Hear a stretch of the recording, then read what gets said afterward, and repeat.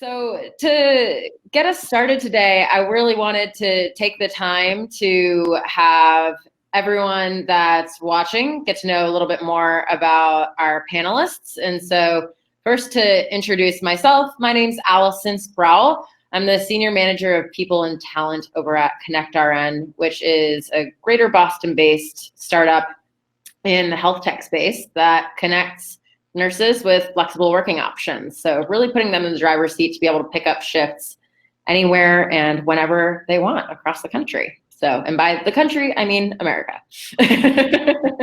Important to state on a global call, but I've been in HR now for about a decade and have absolutely loved it. Excited to get more insight from these amazing panelists here, since I know they've got worlds more experience than me, and so I will rightfully be moderating today's discussion, but very excited to get some really great golden nuggets from Drew, Caroline, and Chris.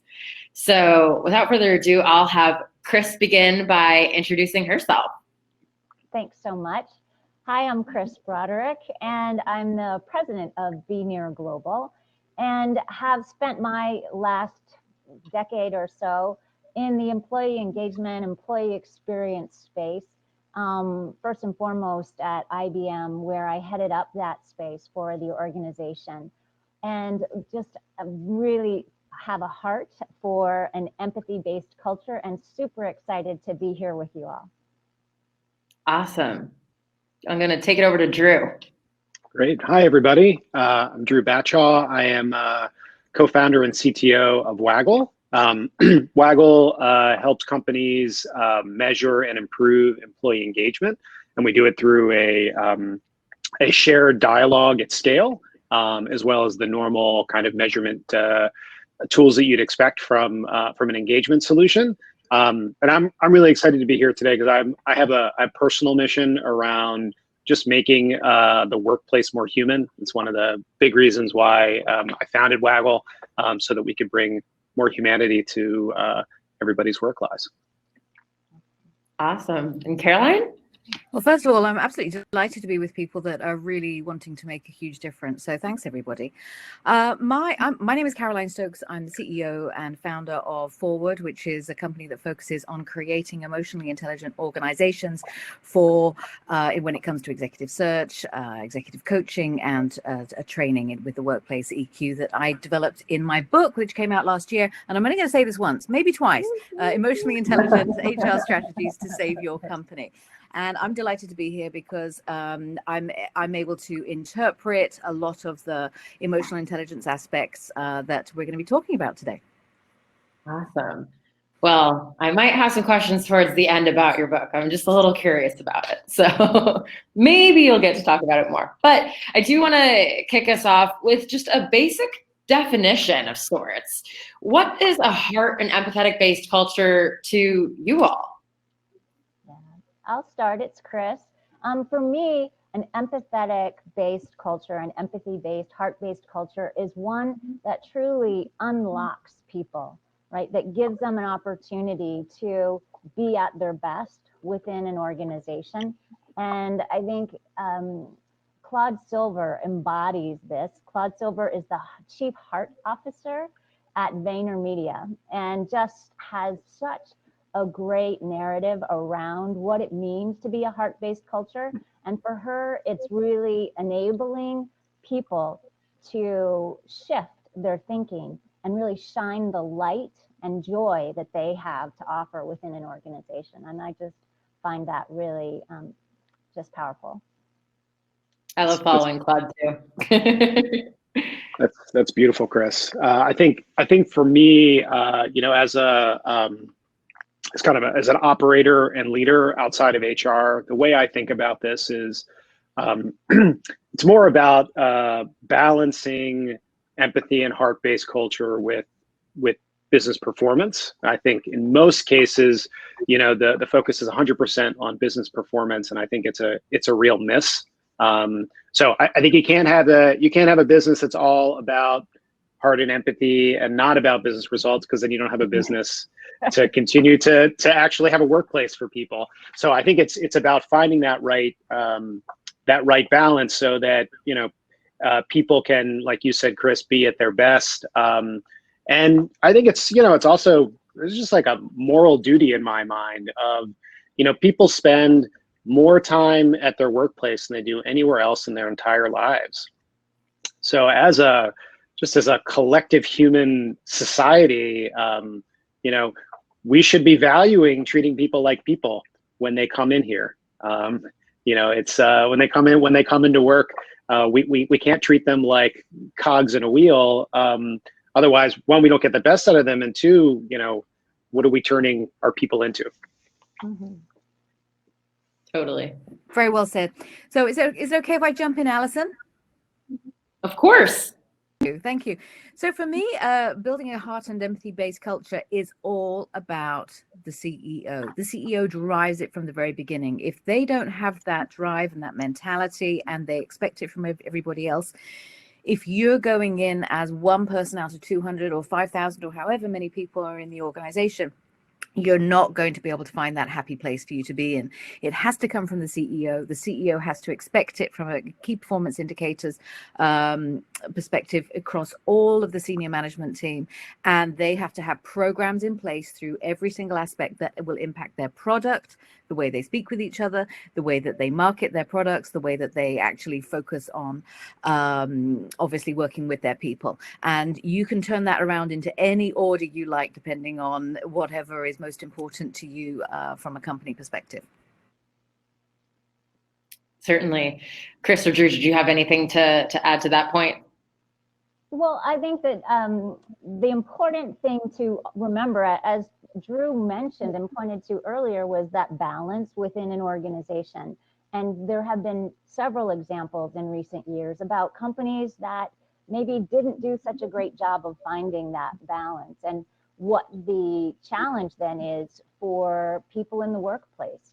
And recent research shows that folks who are in the professional years, right, particularly in middle age, are saying that 76% are feeling a sense of moderate to high levels of loneliness.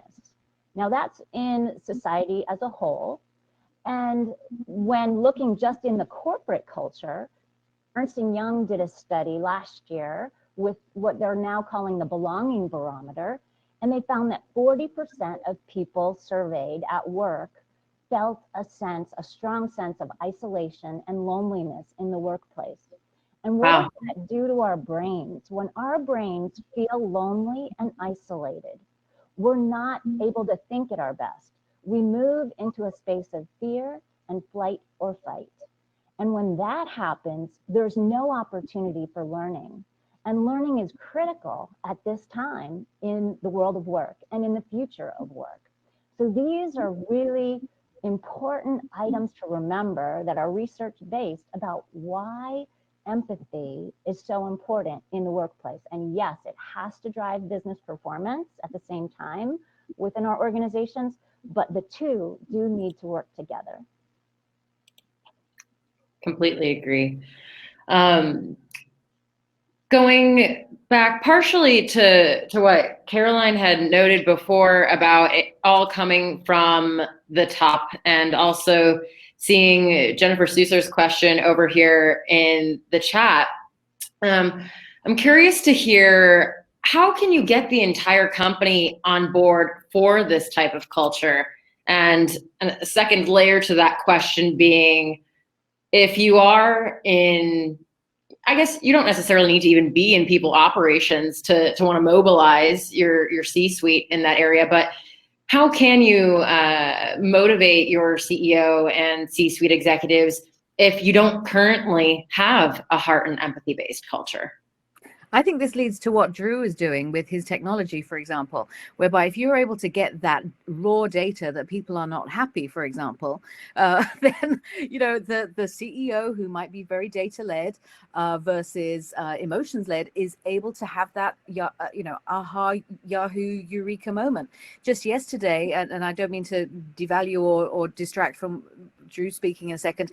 Just yesterday, I was sat with a CEO who had decided very specifically that he wanted to evolve his organization in this particular way. And one of the things that he said is that it took 3 years for him to realize from this one particular this new employee, they had been there for 3 years, and it wasn't until this employee had turned around and said, we, for the first time as a company, that we within the organization versus him comparing it to his previous company, that he realized for the first time we have work to do. But Drew, you're the one with that real-time data. I mean, I think that I think in our experience at Waggl, actually getting the CEO on board is maybe the easiest of the senior executives. Because they often are very vision driven. I think a lot of CEOs really care about their people and have a sense of it's their job to make sure that their people are taken care of. I think it's some of the other people in it who, you know, kind of their day to day is making things happen.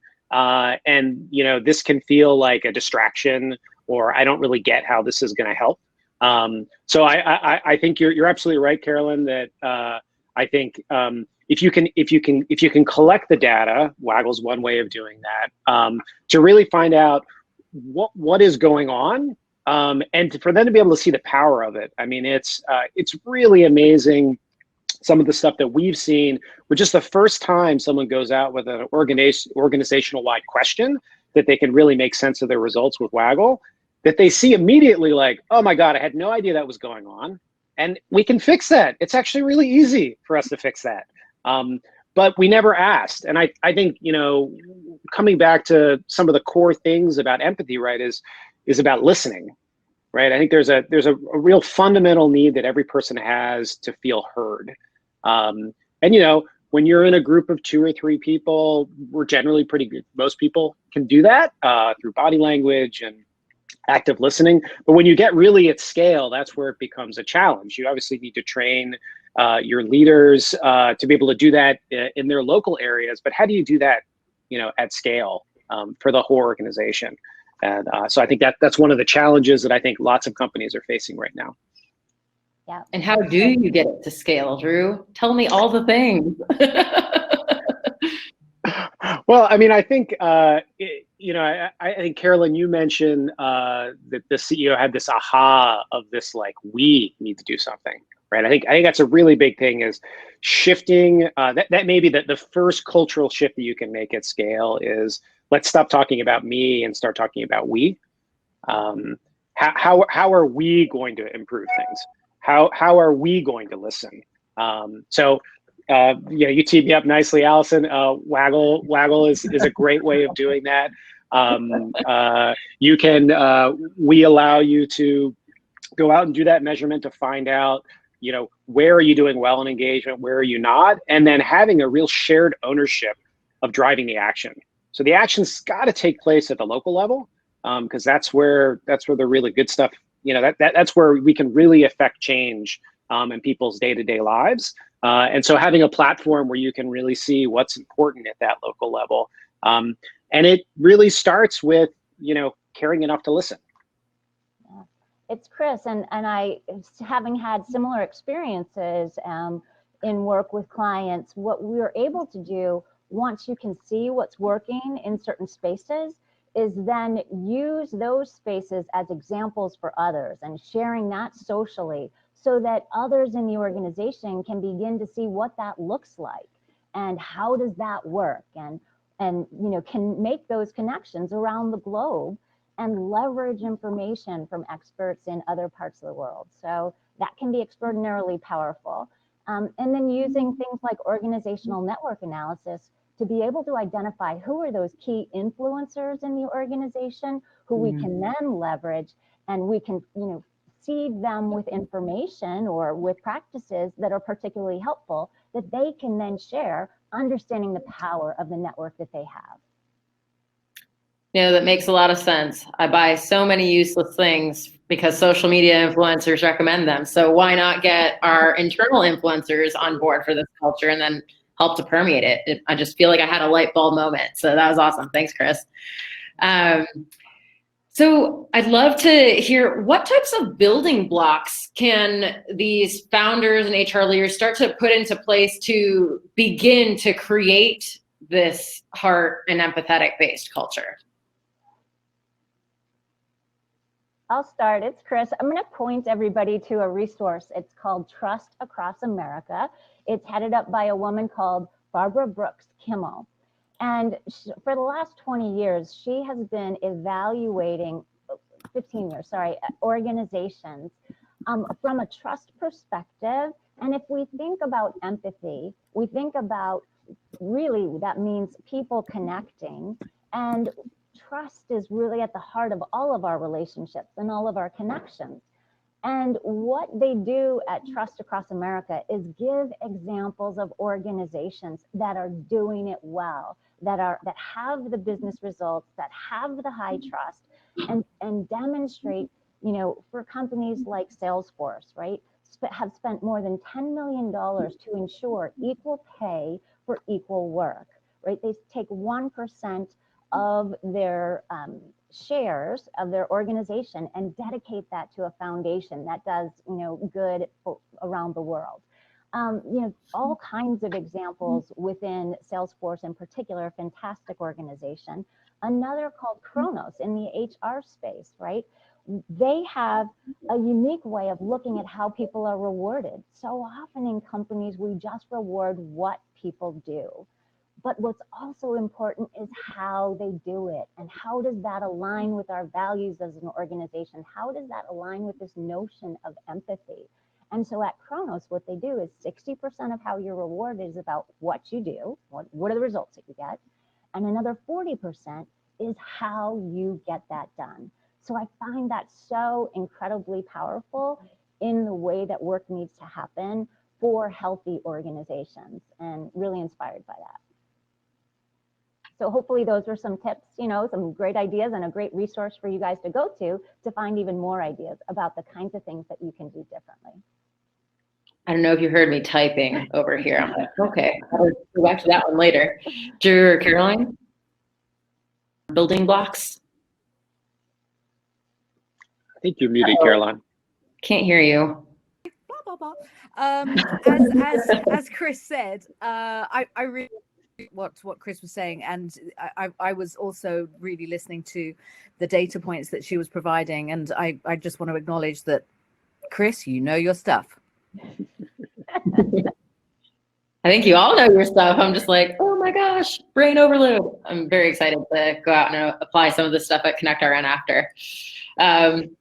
Okay, great. Was there anything else that you guys wanted to add regarding building blocks outside of those resources that Chris just shared? I'll speak a little bit from, from the concept of from what a founder can do, having gone through that. I think, I think it's a lot easier to start with, hey, we're building this company and it's going to be a heart and empathy based culture versus, we're a 2,000 person company and now we'd like to make it a heart and empathy based culture. So I think, and one, I want to acknowledge Jared's comment. I think language makes a big difference. I think for most people, especially back to that question about how do you get the senior executives online, I think describing it as a empathy and heart-based culture may not be the most persuasive way to talk about it. I think probably a little too soft and woo-woo for a lot of kind of really business-oriented folks. But I think you can mean the same thing, and you can talk about it as a people-oriented culture, or one that's like I talked about. Let's make sure we're really balancing people with performance. So I think it really starts as a founder, right, with that commitment of, hey, what we want to build here is a place that people love to work, and that's really based on our values. So coming up with really clear what are our values. What is it that what is the how and how we're going to get this stuff done, and what's our mission, and it really starts with then those founders modeling that behavior, and when you really lead with that in your hiring process, in how you do your decision making, it just permeates through the organization in a really natural way. If I can jump in there, Drew, you just provided a great segue to a really great podcast episode, if I don't mind saying myself, with the CEO of Native Shoes on my podcast, The Emotionally Intelligent Recruiter. And what was amazing for me is that when I had reached out to him to say, we're doing this culture workshop, would love to have you join in London. And his response was, we went through this 3 years ago. This is a completely different CEO to the one that I was referring to earlier. And this CEO said that he went through that aha moment. It's always about aha moments. He had to go through his own self-work. He had to work out what his values were and then work out where the cognitive dissonance is, how he wasn't really living those values that he thought, because we all just kind of trundle on quite a lot as we do. And somebody else that is on my podcast as well, Margaret Heffernan, she talks about willful blindness, and her book is absolutely fascinating in the areas that we just take for granted. We just keep doing what we're doing, and then we realize that these organizations aren't making the changes that we are expecting to see, which should naturally impact our behavior. But in those two, in the CEO instance, he went through that hard work to identify what he needed to do, and then he had the aha moment, if I can keep using that, to also do the same with his organization. And he admits on the podcast that he came across some really uncomfortable realizations where the language, to your point, Drew, is that the language that he was using wasn't really resonating with the rest of the team or with his audience, so things needed to change. And so he had to go through that two-step process. So look, going back to your point, Allison, on what are the building blocks, it does start from the very foundation level. And Drew, you were saying that, you've got those other people that also need to go through that as well. Let's say that you've got the CEO and the founder that does it. You've got the rest of the C-suite to be able to manage that process as well. You've also got the senior management. Everybody needs to be involved simultaneously with that transition. Everybody needs to be on board, because if they're not, there's going to be conflict, and we all know what that looks like. Oh yeah, never fun times. Yeah, I'd like to hear more about core values and getting those created. So this can go to, any one of you. I'd be curious to have Drew's insights as a current co-founder. How can you set or create a set of core values? Where do you even get started with that? I'm assuming from your core mission, but would love to hear you guys speak to that. Yeah, I think what worked really well for us at Waggl was just in the beginning of the founding, it was a really important thing. We said, hey, we're gonna sit down, we're gonna take half a day. My co-founders and I had the opportunity to work together in the past, so we already had in that case, we really had a foundation of values. It just wasn't explicit. And so we got to sit down and talk about, like, hey, what is it? Why do we love working together? What is it that we all really believe in? What do we believe, why do we want to create this company? What is the change we want to create in the world as it relates to that? And how does that relate to how we want to get our work done and the kind of people that we want to be working with? And then write it down and then revisit it. So right in the beginning, all it took was the three of us saying, these are our values, and great, we could be off to running. But as our company grew, we had to continue to enroll people in it. So at first, right, we made sure to talk to people about our values in the interviewing process. Are these things that, that really resonate with you? And continuing to model it. And as we got bigger, we went out and said, hey, are these still, we sort of internally and with the new leaders that we've brought in, does this still feel like the values of our company? Is this the values that we want to continue to have? We made some adjustments.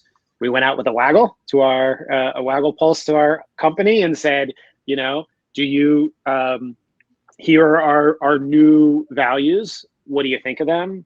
Is there something that's missing here? And we did have there was a value that people said, hey, this is something that I really feel like is how we do work here that's really important, and it should be on our values, and we added it. So, I think that from the founder perspective,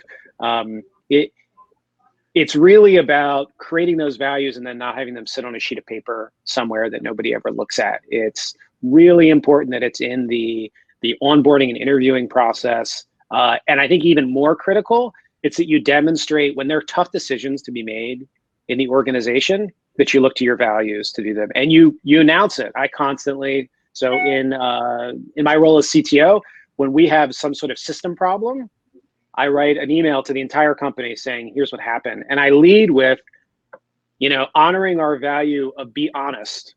I'm going to be transparent with you about everything that happened. So constantly finding ways to point to, hey, we're doing this because of this value. And then people start to do that throughout the organization. Yeah. I love that. This is Chris, sounds like you have some. Yeah, I was just going to say, that is so key, right? When we see it, we need to point it out, right? Like when we have to communicate something, great point of like when it's difficult, help people see how it does fit in, that we are walking our talk, that this is in alignment with what we always said we are all about.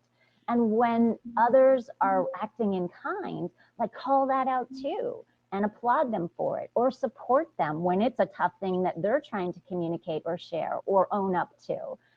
So that we can reinforce those behaviors and ensure that they're propagated through the organization. Anything to add, Caroline? Well, funny enough, yesterday when I saw this CEO in this company, I won't show the organization, but they have this folder, and they are so enthusiastic about communicating their values absolutely everywhere. They had a team of 400 people create a piece of art in 1 hour and 1.5 hours. They had it all scheduled out with their values. Everybody had it was all put into little pieces, and then they created this amazing piece of artwork that they have, that is this giant piece at their canteen. So in this document, or in this folder, they have their pillars: show respect. And what does that mean? What is their core goal and the behaviors that they expect around that? And then they say, I work to reinforce our positive, inclusive environment.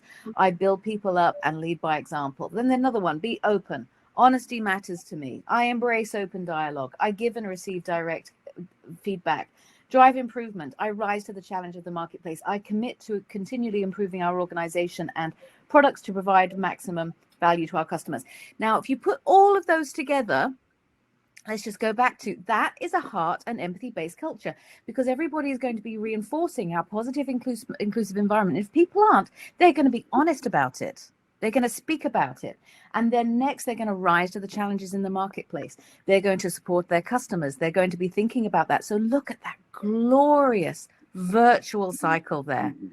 So this was yesterday. So I'm really pumped because this was yesterday. And I came out drinking the Kool-Aid going, you guys are amazing.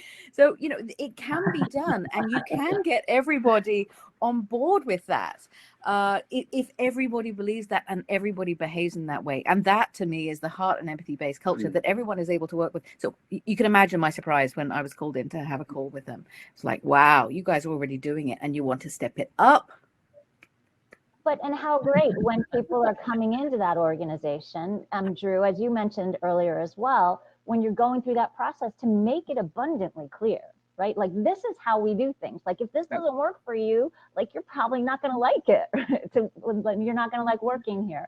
So that way people are making very conscious decisions about, yes, this is the work I like, and yes, this is the environment that I like. And the notion of like diverse and inclusive environments is so key, because that's how we get our best decisions, is by having those perspectives, by making it okay that we don't see eye to eye on this right now. So let's have a conversation about it. And just 2 Sundays ago in the New York Times, Arianna Huffington posted something about, what did she call it? Compassionate directness. So it is their number one value, in that we're going to communicate with each other in such a way that we have an open heart to hear what each other has to say and the ideas that we have to bring. But at the same time, we're going to be very clear and direct in our communication, particularly when there's something that needs correcting, that people get it. Like, we don't make it so soft that actually they think they're getting promoted, when in fact we need them to change their behavior in some way, shape, or form, because it's not working for the client, right? Yeah. So I thought that idea of having an environment where people know they're safe and that it's okay if you don't agree is critical, so that they can then offer the insight, the knowledge, the expertise that they have when it's maybe not what everybody else in the room is saying or everybody else on the call is saying. So I really like what you're saying there, Chris, because one of the things that Drew was mentioning as well is, sorry, I've got my eye watering, so I look like I'm crying. I'm okay. One of the things that was said about things being too soft. And what you're saying there is reminds me very much of Kim Scott's book, Radical Candor. Thank you. And she talks about ruinous empathy. And it's fantastic because we and she was also on my podcast, and we talk very much about this particular example of how when she was a founding member of the organization many years ago, and she could not give the feedback to her employee that he wasn't stepping up, and she just was so tortured by this particular situation and not realizing how badly it was impacting everybody else and how everybody else was actually having to step up and do this person's work.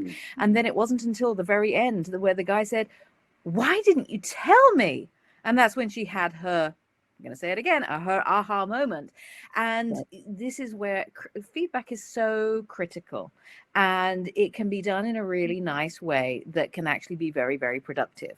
And I call it feed forward, which, and lots of other coaches do too, which enables people to say, okay, I see that this will actually impact the organization in a better way. And it is part again of that virtuous cycle. Yeah, I think that a number of like fantastic themes I think have come out in the last few minutes. I think, the kind of being able to bring your whole self to work and be yourself and not have to hide or make yourself look like everybody else who's there in your opinions, whether that's, at work or your, religion or race or political beliefs, that can all be done in a really respectful way. And I think I know something that I often am having to coach my people around is that, hey, actually giving that critical feedback to your teammate, they actually really want that. Like, I know we all think we don't want the conflict that comes from it, but it's such an important way that people learn. And I think, again, once you can have that virtuous cycle of people are starting to get the feedback and see how valuable it is to them, then they're more willing to give that feedback to other people. I also want to share one other thing back to the values. I pulled it off my desk. Something else that another building block here. Not sure if you guys can all see here. So we have a booklet. We send a Waggl out periodically to the organization, and we say, let me see if I can grab one that's me so that I'm not outing anybody, which is basically give an example, give a story of someone that you've seen living one of Waggl's values. And then we create a booklet that everybody gets. I'm having trouble finding here. Let me get, there we go. So here's mine. So it's got a picture of me, and then it's stories that actual people said about me. And we had this, basically everyone in the organization had something said about them. This is something that we do for ourselves. Our customers do that as well. It's an amazing way for people to have stories to reference, so those values really come alive, and also to really just like, it feels so good to look at that and be like, oh my God, like we're really doing this. We're really living our values. Right? It's really a gift. I love it. Yeah.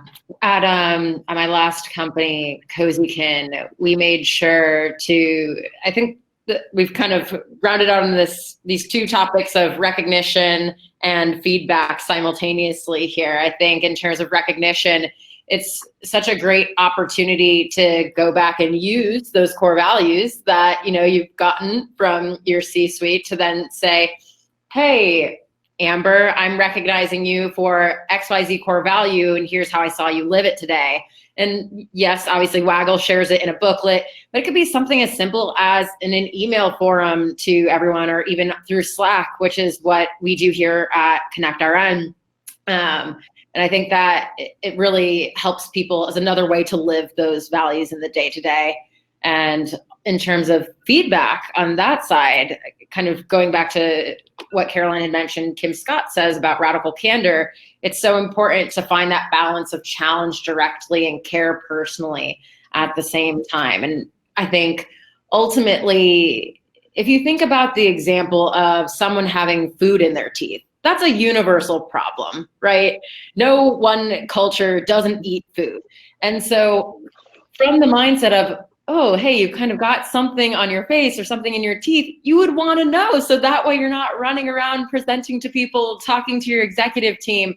And I think that is a universal piece of feedback that we can make sure, not necessarily just food in general, but I think that any culture to a certain extent will accept that feedback and want to hear that. So being able to craft that, I think, is so essential in an empathetic and heart-based culture. I'd like to pivot away from these two topics because I do think that we could probably spend forever on them. And I want to hear more about the biggest risk you guys might have ever taken in creating or building an inclusive culture. What did you learn in the process? Stumped one. I can sense Chris is going to be leading this weekend. Sorry, if I just gave you a hot potato, I apologize. I'm more than happy to go and yeah, go ahead and let me choose among many, I'm sure. Thank you. That is the point, isn't it? There are many. Yeah. Yeah, go, please. I'm gonna, maybe this isn't a fair answer to the question, but I think there's maybe there could be a personal risk in saying like, hey, this is what I want, when you're in an environment that's not how things are today. But I think there's actually very little organizational risk to this. I mean, it's, I think it's really important that we treat people like human beings. I don't know. That seems kind of risky. I'm not. If we do that, we might have problems. So I mean, I think that the risk is just resistance and conflict of and having to deal with that. It's a little bit less risk and more of maybe some discomfort. I can't personally draw from experiences there, but that's what comes to mind. If I can just jump in there, Drew, and I know Chris has an example already, but I just want to give you some feedback there on how to handle that, because a lot of people don't know how to handle that. They're going to have, and this is again an emotional intelligence assessment tool, whereby what happens is that people have their own baggage. They have their own sense of limitations. They have their they are often unable to feel like they can speak freely, or they've got their own self-limiting point of view or perspectives, or what they imagine. Our brains are really powerful at imagining what is not appropriate, or might go to the absolute extreme and just influence people in a completely different way. So this is where, and I'm not suggesting I'm the person for this, is that speaking with a counselor or a coach, getting an EQ assessment to understand what those areas is particularly helpful. And everyone that I speak to that has gone through an EQ assessment has said it's better than DISC, it's better than SGI, because it locks down exactly on those non-superpowers and superpowers and how they interact with each other for you to get what you need to be able to get done. So what I would encourage is that if somebody has, for example, where you're talking about that personal risk, because that is exactly what I would want to say, just to back you up there, Drew, is that the personal risk is what often holds us back from making any significant changes. And if you're able to understand what your personal dance is, what your routine is, in preventing you from moving forward, that assessment is really crucial in helping you to just flick on a brand new switch. And I just saw, Caroline, that someone was asking, what assessment was it, the EQ? Is there a particular name of an assessment? So the one I use is called the EQI 2.0. So a lot of HR people are here. I would, and they're going to be qualified HR people, is go and do the course. I've actually got one. Once you do that course, go take it one step further and go online. And there's a workplace EQ assessment that I have from my book that I also have online. So then you can see how that then integrates with how you're performing from an organizational perspective. Yep. And so I would just say I'm in a place in my career and have been for a number of years where I'm a stick my neck out kind of person, right? It's do what is the right thing to do for the organization and then let the chips fall where they may, and do it in the most respectful and, you know, collaborative way possible. Always, you know, send major headlights like ahead of time so that folks can kind of see the way things are shaping and moving. And if by sticking my neck out in that way, it's not a fit, right? It's just not going to work any longer with the way that the organization is going. Well, then that's like the best news that I've ever gotten, right? Because then I have to take my flavor of what I need to do, and if it doesn't sit right with me and from a values perspective, I can't go to work every day and feel good about what I'm up to if it's no longer in alignment with the values of a particular client or a particular organization. And so that's often you know, critical and important things to figure out with the way that you're working and where you're working. I'm going to have to apologize, guys. I mean, I'm super excited and love being a part of this conversation, but I do apologize, have to jump off and handle a client situation at this moment. But for everyone who's attending, thank you so very much for your comments and for your energy around this particular topic. Just wonderful. Thank you. Thanks, Chris. Bye, guys. Me too, Chris. Okay, so I do have one kind of errs on the side of speaking to the big trend now in the future of work of a remotely distributed workforce. Developing a culture out of your headquarter office is one thing, and a totally different one to scale it to other offices across the country, around the world, and then also for those that are remotely distributed. And so I'm curious to hear what advice you have for teams looking to scale their culture ways. Now, I can speak a little bit to that. We have a distributed culture at Waggl. So I think that the most important things is you have to come up with rituals that you can do remotely. I mean, it seems simple, but it's you know, if what you have is things that happen in the office, and then you just kind of let the remote people know that was really fun, we did that, right? Then they're going to feel excluded, and I think there's just a natural tendency when you get to see people face to face. It's easier to have empathy for them. It's easier to think of them as people and not just cogs in the wheel. So finding ways to have remote gatherings, to share. Some of the things we do at Waggl are shared activities. So we have like a quarterly, usually wellness challenge that people can sign up for. And so you have people from, you know, all over the world, you know, doing the same wellness challenge and sharing with the people what, you know, their successes and their challenges and things like that.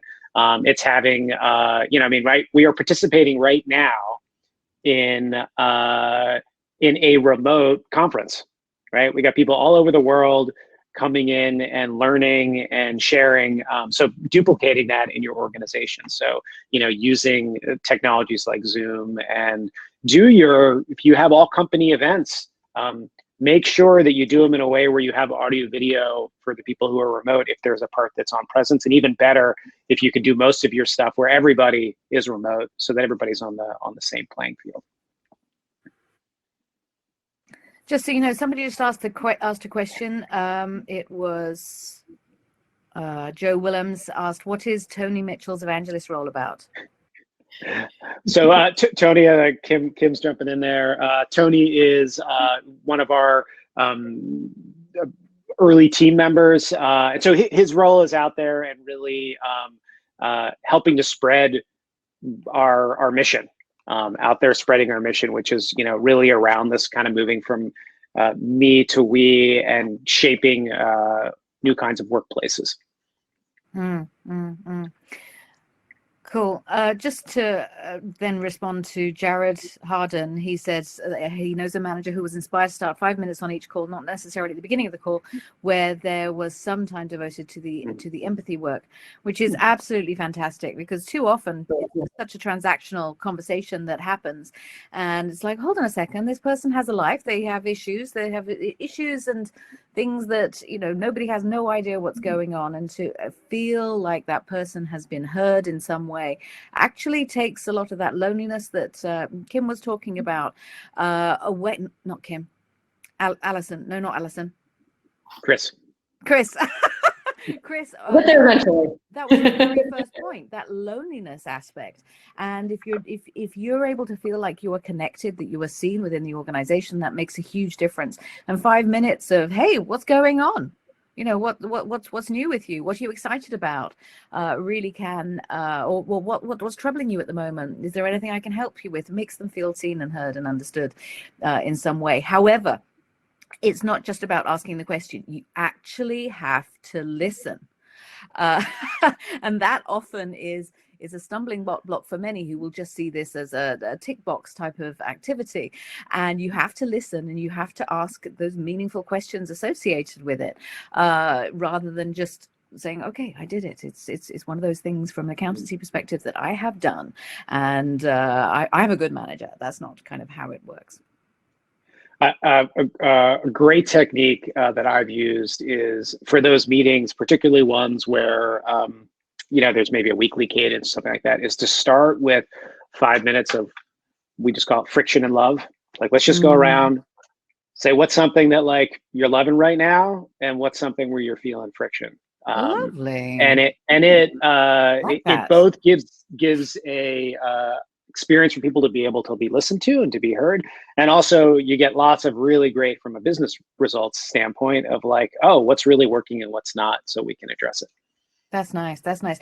Casey was just saying, truly just listen, try not to fix. And this is the other thing as well. Too often people go into rescue mode and they're saying, oh, you're not getting on with so-and-so, you should do this, rather than just saying, so, well, what do you want to do about it? That can just open it up and help them. You can use a coaching moment. Most definitely.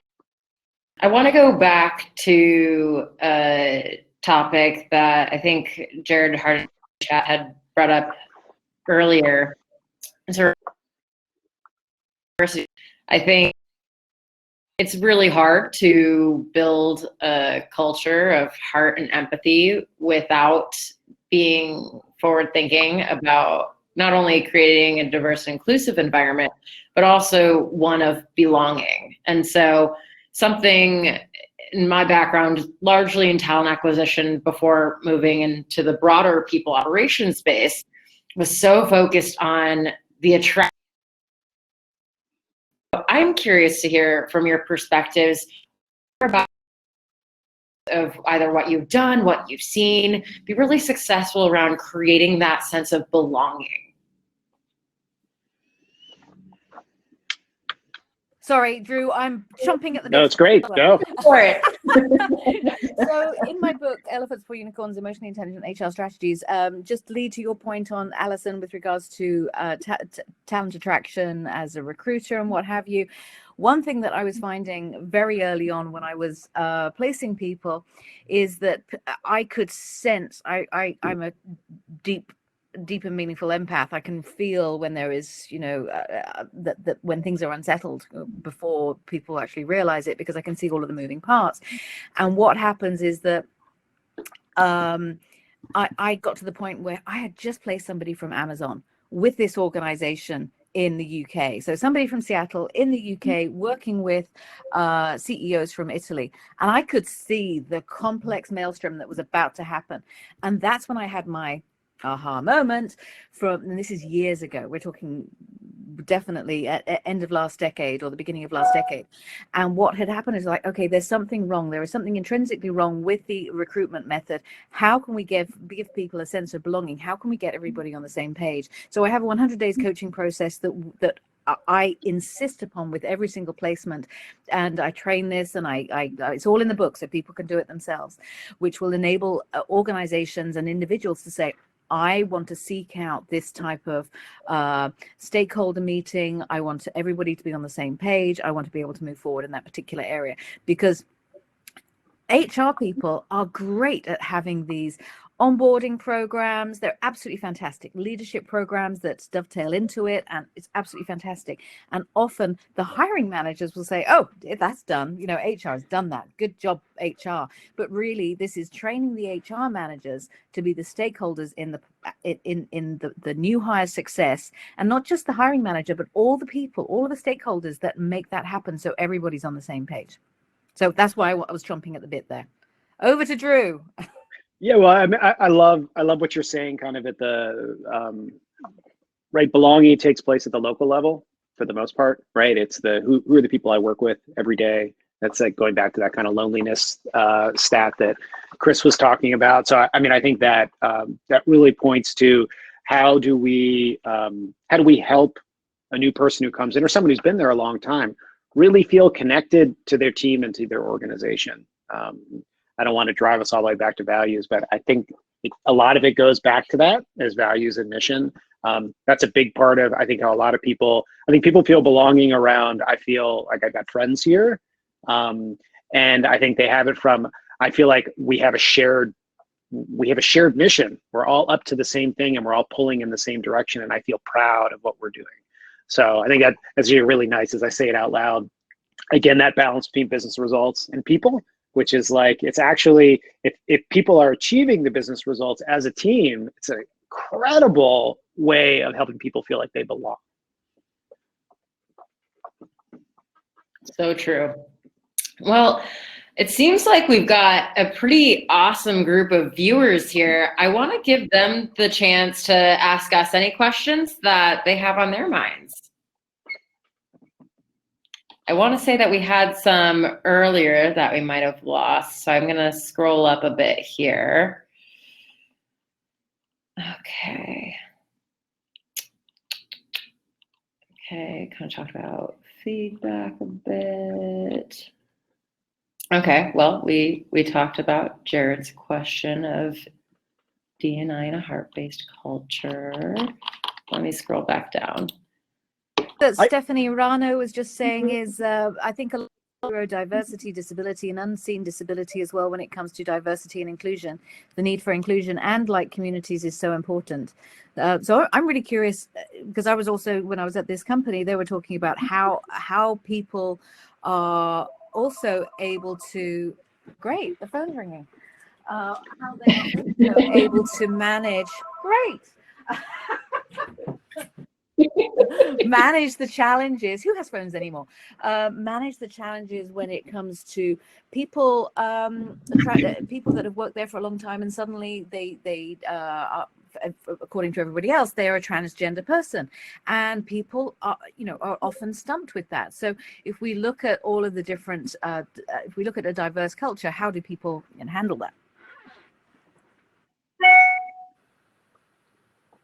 Totally. Luisa Castillo just asked, what are some small tips for creating a sense of belonging?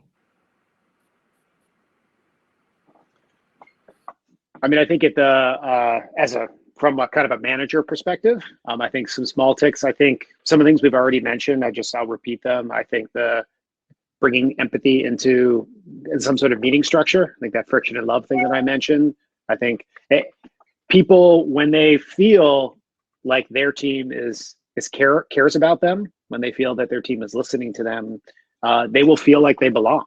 I think also, just